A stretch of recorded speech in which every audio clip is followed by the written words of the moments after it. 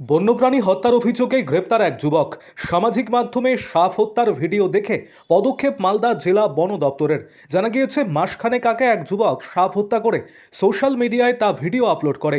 সম্প্রতি ওই ভিডিওর বিরুদ্ধে ওয়াইল্ড লাইফ ক্রাইম কন্ট্রোল ব্যুরোতে অভিযোগ জানালে পরবর্তীতে এদিন মালদা জেলা বন দপ্তরের আধিকারিকেরা তাকে গ্রেপ্তার করে।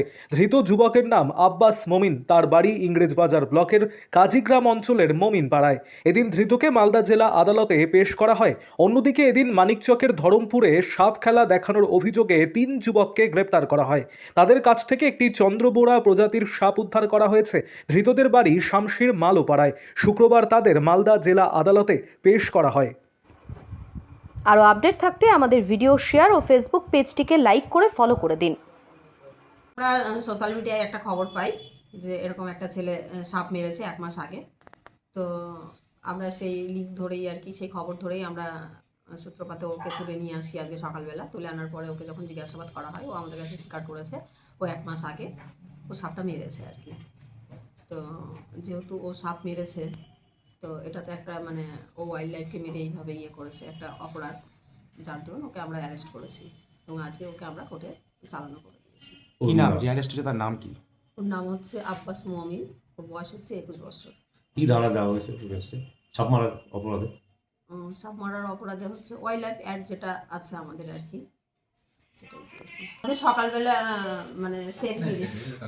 কিছুক্ষণ আমরা মানে আগে ফোন মারফত আবার একটা খবর পাই, সেটা হচ্ছে ধরমপুরে এরা একটা জ্যান্ত সাপ নিয়ে খেলা দেখাচ্ছিল। তো খবর পাওয়া মাত্রই যাই হোক আমরা যাই, সেখানে গিয়ে আমরা ওদেরকে হাতে নাতে ধরি আর কি। ওরা সাপ খেলা দেখাচ্ছিল। তো যেহেতু এটাও একটা অপরাধ, সাপ নিয়ে খেলা দেখাচ্ছে ওয়াইল্ড লাইফ নিয়ে, তো যার জন্য এদেরকেও আমরা তুলে নিয়ে এসেছি।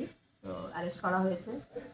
কজনকে ধরা হয়েছে? 3 জনকে ধরা হয়েছে। যে 3 জনের বাড়ি রতুয়াতে।